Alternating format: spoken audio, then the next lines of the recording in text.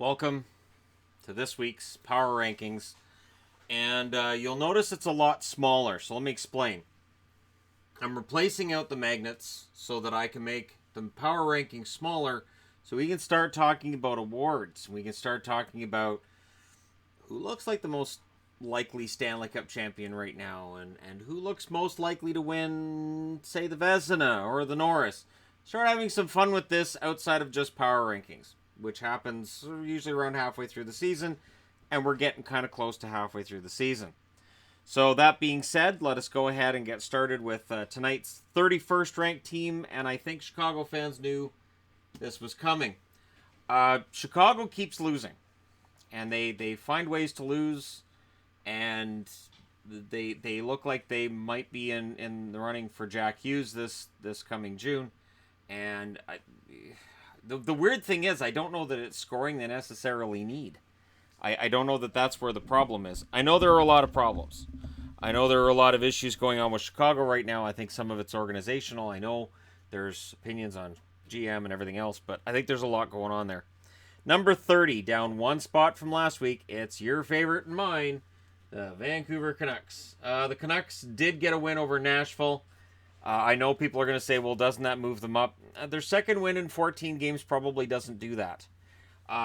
Again, and this is that kind of thing where I say, you know what, they've built up a lot of negativity in their record, and they're going to need a few games in a row, before they're going to start moving their way up. We are at that point of the season. In fact, there are 5 teams this week that didn't move on the board. Now, remember, I update my power rankings every night, which means that as of tonight, 5 teams are in the same spot they were last week, even though I move everybody after every game. So things are stabilizing. The biggest drop this week was 8. Second biggest drop was 6. Biggest riser, there are 3 different ones that rose 6 spots. But it feels like things are starting to settle out for the most part. And there's just some teams that maybe they overachieved at the beginning, or maybe there's some teams who underachieved, and things are starting to settle out. Number 29. There they are, the Kings. The Kings are down 1 spot from last week, and I know they've had some mixed results, and they have games where it's like, hey, maybe now. It's now. And today was one of those times where you look and you go, hey, they beat Vegas, maybe now. I've had too many of those moments. Again, much like Vancouver, having beaten Nashville, I don't look at LA's win and say, you know what, I'm going to bump them all the way up. Because at this point in time, there are teams that after a game I go, no, I'm still happy with where those guys are. I'm still going to leave that where things are. And that happens more and more as the season goes along. Number 28, moving up 2 spots from last week, St. Louis. They show signs, much like LA with their win over Vegas, Vancouver with their win over Nashville. St. Louis has had wins over teams like Nashville earlier as well. And they had a big shutout win over Winnipeg, but the consistency's not there. So I'm fine with bumping them ahead of LA and Vancouver. Not fine bumping them any further up than that right now. It has been a rough start to the season for St. Louis. They have a long way to go to make up the difference between where they're at and where they want to be, which is the playoffs. Number 27, dropping 5 spots. Again, Ottawa can't seem to get things going in the right direction often enough. They lost back-to-back games against Montreal, which boosted Montreal on today's power rankings a lot and really hurt Ottawa. Now, I'm fine with keeping them ahead of these 4. That win over Pittsburgh tonight in overtime, kind of a gutsy win. I'm fine with them being ahead of these teams, but again, I can't bump them ahead of anybody else. Number 26, moving up 1 spot from last week, is Jersey. Jersey went in, and they got a road win in LA. Big part of the reason why LA's win over Vegas this week doesn't bump them up is they lost at home against New Jersey, the worst road team in the league. So, yeah, it's been weird that way. And that's why when people say, well, my team beat that team, why don't they finish ahead of that team? And then I can point out, yeah, but your team also lost to that team, and then they should bump. It is a nightmare. But anyways, New Jersey drops 5 spots down to... They dropped 5 spots last week. They go up 1 spot this week. I'm looking at last week's rankings. Better put that away before I start, looking around again. So The Devils move up 1 spot this week where they were last week. They are nowhere near 22nd where they were 2 weeks ago, But again, New Jersey's been sitting around in that bottom row for too long. And you have to ask yourself, how much longer can this go on? Number 25, moving up one spot, is Florida. If only they had beaten the Rangers tonight, they would have moved up 2 spots over the week. But again, Florida, they move 2 steps forward, 2 steps back, and they can't make up the difference. We are right now looking at a row here of teams that likely don't make the playoffs.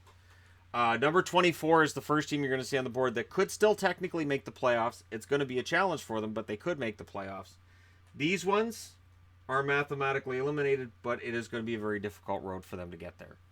Number 24, the team that Florida would have passed with a victory tonight, is the Rangers. The Rangers dropped 3 spots from last week. It has been a tough sled for them since they went with, I think it was 8 wins in 10 games. They went on that nice long period there where they won quite a bit. They had 9 wins and 11, I think it was. And it's been kind of a drop since then. They really need that key goal scorer. They really need that key big name forward. That's the reason why when Tavares was going to be a free agent, I said, you know what, the Rangers would be an excellent place for him. But Tavares was like, I'm not going to the Rangers because I played for the Islanders, and I can't do that to the Islanders. I could just leave them after promising I'm going to stay. Anyways, so yeah, the Rangers at 24. Not a great week for them, but in terms of movement, not a lot of movement for them down, and they can move back up. Number 23, moving up 2 spots from last week, is Philly. The win over Buffalo played a major role in their move up today. That was a good win for them. Let's see if they can build on it. Let's see if Philly can actually build on this, get some wins going, get some confidence, and really that's going to be key for them, is being able to make something of it. And again, Philly's in that realm of teams that I think will be really challenged to make the playoffs. The Rangers can. But the Rangers were in the playoffs a few weeks ago, and right now they sit outside that spot, I think. Well, they won tonight. They and the Islanders are tied. It's one or the other that has that number 3 spot in the Metro. But I think we can agree that number 3 spot in the Metro is probably the softest of the playoff positions. And the Rangers really should have been in there solidly, but they've gone through that rough patch. Number 22, moving up 2 spots from last week, Anaheim. Anaheim would have moved up a lot more than 2 spots. They were 20th coming into today, and if they had won their last game, they would have been higher. No, they were actually 22nd coming into today, because nobody passed them to play today. They fell to 22nd last night after losing to Carolina at home. And that's the thing with Anaheim. They're making small steps forward for me in my power rankings. They're making those small steps forward. I still think they're playing relatively well, better than these teams, but I'm still nervous. Nervous because of the amount of times they get outshot. I am nervous because of the amount of times they're outchanced, and nervous about the fact that yes, they had some really big wins on the road, but I'm not convinced that this lineup is a playoff team right now. And I know where they're sitting in the standings, but again, when I look at it game to game, I'm not bumping them up very much. Number 21, down 4 spots from last week, is Carolina. Hurricanes are kind of in a similar position, so they drop out of a playoff spot with both the Rangers and the Islanders winning today. Again, that playoff spot looks kind of soft right now. And I don't know what to make of Carolina right now. There are nights where they again start taking too many shots. They seem to have a tendency to go back to taking too many shots when they're desperate. It looks like Rod Brindamore's trying to get that out of their game, but it can be really, really hard to get that out of your game once it's in there. That mentality of, we've got to shoot. It can be really, really tough to get that out of your game. So for right now, I have them at 21st, dropped down from 17th last week. Number 20, dropping 6 spots from last week. So this is the second biggest drop of the week, and it's Minnesota. A win over Vancouver, but then things fell apart in Alberta for them. And even though the Alberta teams have been playing relatively well over the last couple of weeks, I'm not going to give Minnesota an easy time of it. To me, Minnesota is struggling. This is a team that right now sits outside a playoff spot, and they just don't look like a playoff team. And that's where I'm at with Minnesota. And I took some flack last week for dropping Minnesota down to 14th. I expect to take flack again for taking them down to 20th. But I can't reward them when they're losing, and they're losing the way that they are right now. So it's been a long drop, and Dubnyk's numbers have really dropped as well. Number 19, moving up 4 spots from last week, Dallas. Dallas, are they a playoff team? If you know the answer to that question, you're ahead of me on that one. I really don't know. I really don't know if looking right now at this team, whether or not the Dallas Stars are a playoff team. I have a lot of concerns with Dallas. The fact that Sagan, Ben, and Radulov were back on the same line again makes me nervous because they need to have more than one line going. Not a fan of the fact Jamel Smith was waived and Nichushkin's still with the team, and Dallas really makes me nervous. And again, I'm not their GM, and I'm not going to pretend that I know better than anybody else, but as a fan that's watched Dallas for a long time, I have some concerns with the roster. Number 18, dropping 4 spots from last week, is Edmonton. Now, here's the funny thing. The Oilers have a solid record under Hitchcock, but they have a way of playing a game almost every week that makes me concerned for where they are overall. Yes, I get asked every now and then, do you think the Oilers can make the playoffs? Absolutely. I think Hitchcock can drag them to the playoffs. The question I have is when they have these losses that happen. Now, they had the 7-2 win over Minnesota, which was fantastic for them. But when those losses are taking place, how much frustration is going to hit a guy like Connor McDavid and Leon Draisaitl? And are they going to get out of position? Because the thing is, if you don't follow Hitchcock's rules, you sit. And Hitchcock isn't known for necessarily caring how much money you make or who you are. If you're not playing by the rules, you tend to sit. Now, in Edmonton's favor right now is that they are playing very sound defensively. They did have an excellent game against Minnesota, but it's the consistent night-to-night effort that I'm looking for from them, and it's been somewhat frustrating to watch them night in and night out. Number 17, down 5 spots from last week. It would have been a lot worse. Boston committed tonight with a pretty poor ranking, and tonight improved it. But it was a long week for Boston, and I get it. There's a lot of injuries here. There's some key injuries. And I get told that by people who aren't Boston fans. Like, well, you can understand it because, Bergeron and Char out. Okay, all right, but still, I have to go by results here. And when you put your team behind the 8 ball like that, it's scary stuff. Because at some point, you're not going to be able to come back. You're going to put yourself so far behind that comeback becomes virtually impossible. So hopefully Boston doesn't get into a position like that. Hopefully they build on the 6-3 win they had over the Toronto Maple Leafs tonight. But for me, I still have a lot of concerns with Boston, and tonight just merely delayed some of that. They could have found themselves out of the playoffs this week. And I know people say, well, that doesn't really matter. You've got over 50 games left. Right. But you don't want to make it so that you have to win a ton of games in a short period of time. You don't want to make it so that you have a blasé attitude about it and you end up finding yourself out. That happens all the time. Take it from somebody who cheers for Dallas as well. Number 16, moving up 2 spots this week, Arizona. Plucky team in Arizona. Still winning on occasion, still within shouting distance of the playoffs.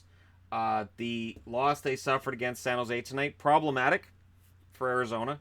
Fantastic for San Jose. San Jose looks like they're starting to pick things back up after they went for a dip last week. In fact, San Jose was in this spot last week, so now Sharks fans know they've moved up. For Arizona, they've moved up as well. Part of what has helped them is that Boston and Edmonton, shaky results. Arizona's looked pretty solid. If that goal had counted to make it 4-4 tonight against San Jose, and they go to overtime, who knows? Maybe Arizona's higher up than 16th. But for right now, I can handle them being right at the middle, not behind, not ahead of others. Number 15, moving up 4 spots from last week, is Vegas. The loss tonight, this afternoon against LA, problematic, yes, but Vegas has won a lot of games lately, and they've looked pretty solid. They've started playing Vegas hockey. Pacioretty's been getting better. Marc-Andre Fleury's been really solid. He's been playing a ton. That's my biggest concern with Vegas, is that they might be overplaying Marc-Andre Fleury. But yeah, Vegas looks like they could be a playoff team. And we weren't saying that a month ago. And it's been a nice slow climb for them. Remember, they were down in this area not that long ago. The lowest I've had them, and I don't think this was a week that I did the rankings, was 30th. And they're back up to 15th. So it's been a nice climb for Vegas. Number 14. Speaking of climbs, and one of the biggest climbs of the week, 6 spots up is Pittsburgh. You know, I could penalize them for the overtime loss against Ottawa, but I will say this. They haven't lost in regulation now for 3 games. And Pittsburgh is starting to look like the Penguins. Yeah, they had a rough night against Ottawa, but overall this week, solid week. And while I'm squabbling about Rangers and Carolina and the Islanders and whoever's going for that number 3 spot, Pittsburgh's in the running. Absolutely. And if Pittsburgh hadn't been 20th at the start of the week, if they'd been 14th at the start of the week, with the week they've had, they'd be right up in about here. So this is part of what I know throws people off with my power rankings, is that since it's in flux day by day, where they were the week before is going to affect where they are the week after. So it can take a while for a team to fall. It can take a while for a team to rise, like Anaheim, because they've fallen so far. And I'm not just looking a week later and go, okay, I'll just move everybody today, because that's just it's not how I've done it. It's not how I want to start doing things either. I like the way I do it. I think it's kind of fun, because then any night of the week I can go, oh, look who's number 1. Number 13, dropping 3 spots from last week.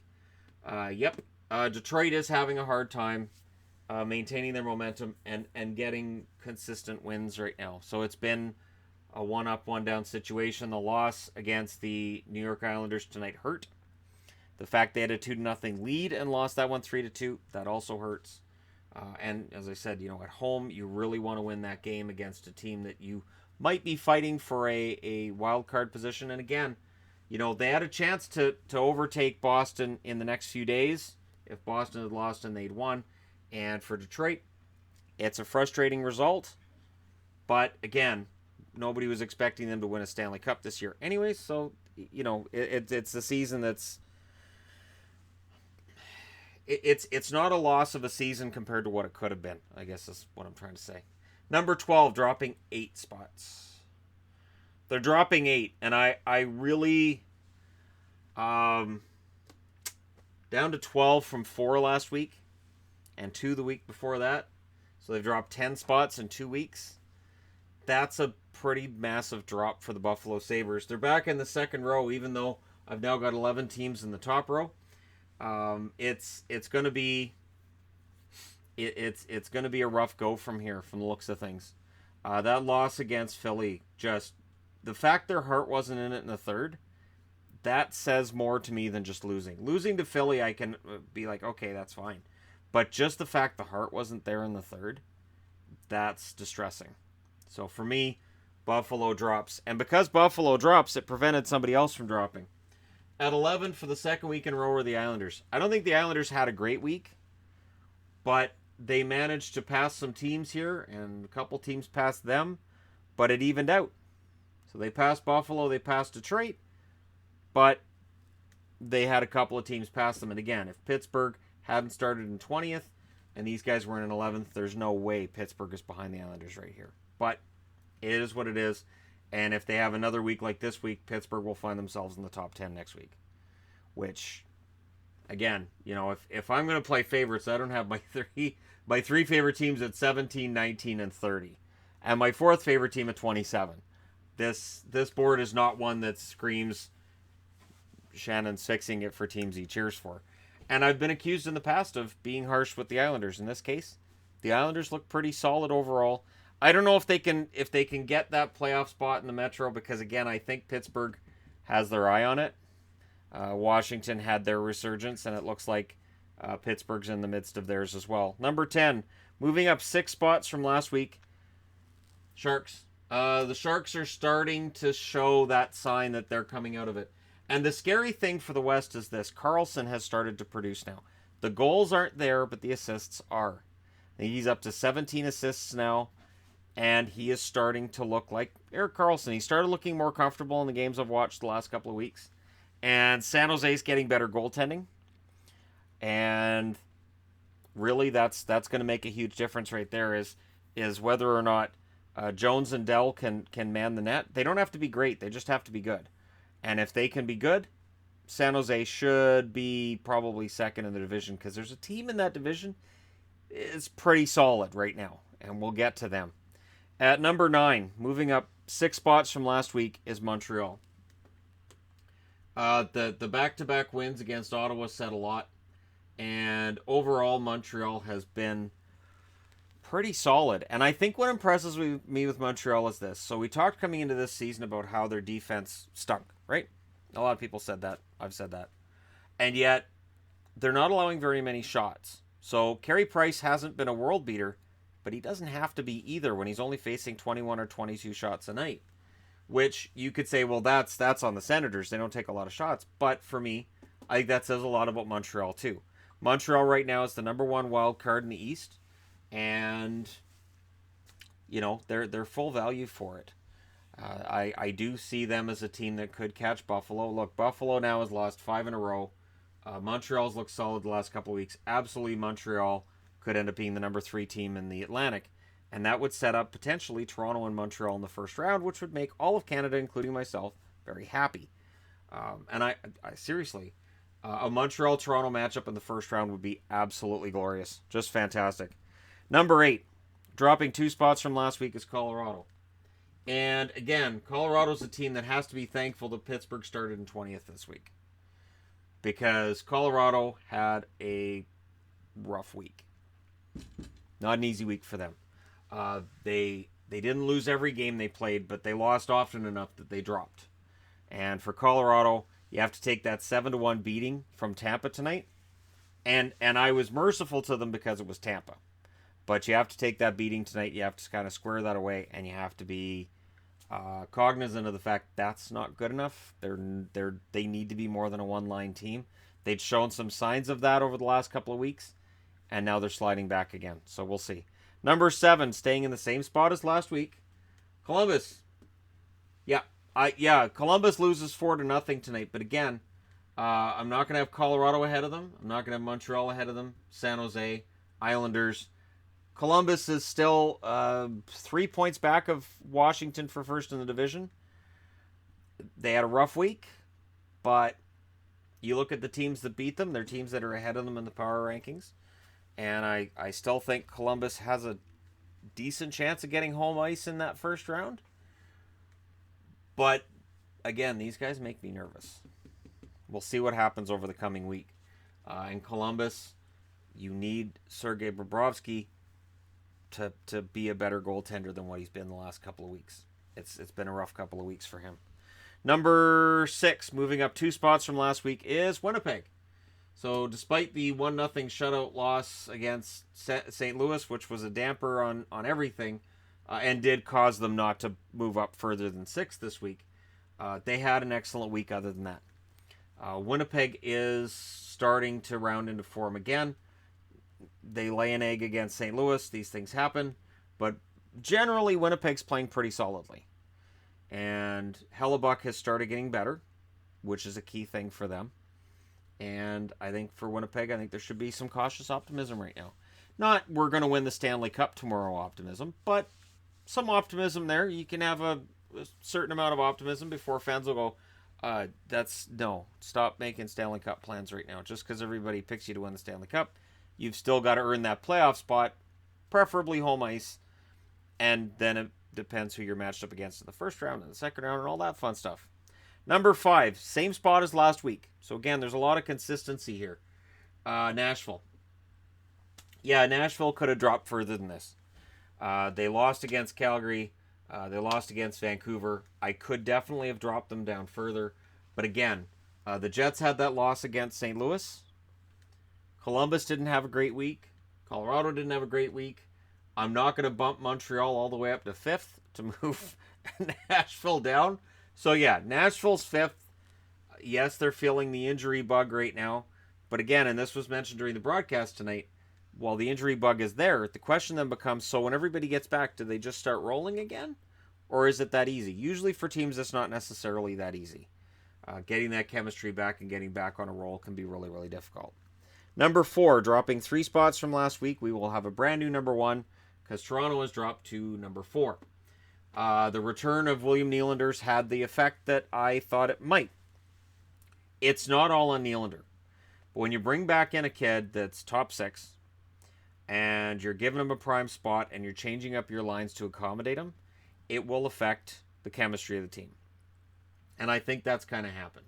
I did mention in the review tonight, I saw a couple of moments where he mishandled the puck that led to some opportunities for Boston, and that's going to happen. I think that Mike Babcock could have eased him into the lineup a little bit better. I don't think he should be playing the point on the power play yet, for instance, and he was doing that tonight at times.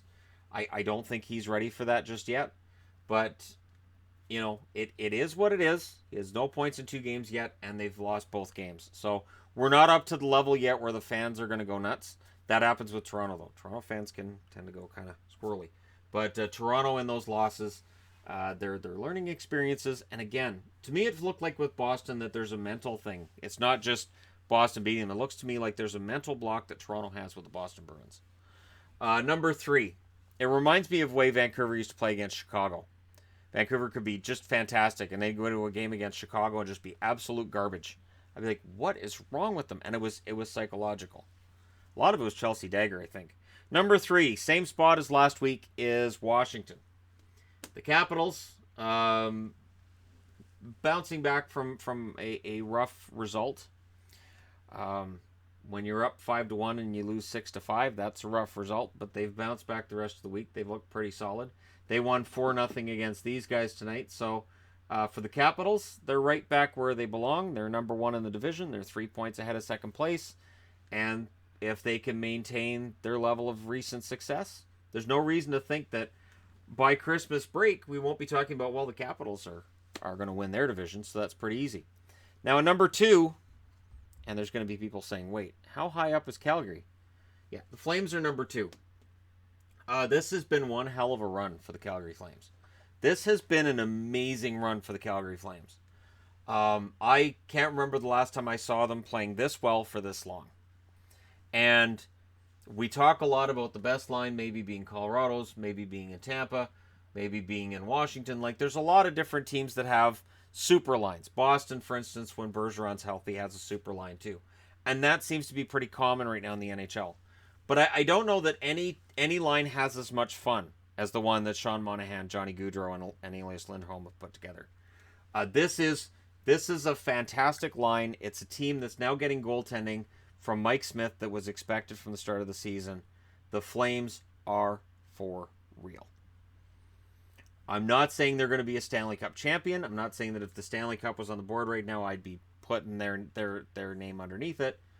But this doesn't look like a team that's just going to make the playoffs and be happy to be there. This doesn't look like a team that's going to be out in the first round either. This looks like a team that could go on a nice long run. There are a lot of pieces of this team look pretty good. And the kids that are playing for them, whether it's Shellington or whoever, Valimaki, for instance, when he's healthy, there's a lot of good kids in this lineup and I think Jankowski's going to surprise people when he gets a shot at playoff hockey.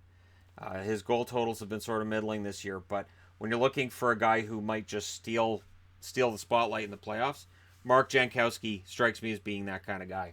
So Calgary's got a lot to work with, which means number 1, up 1 spot from last week, and there you go. The Tampa Bay Lightning are number 1. And I don't think there's really any question about it right now. And the bad news is Vasilevsky could be back in a week. So they're the number 1 team in the league. They've been consistently at or near the top of this board the whole time he's been gone.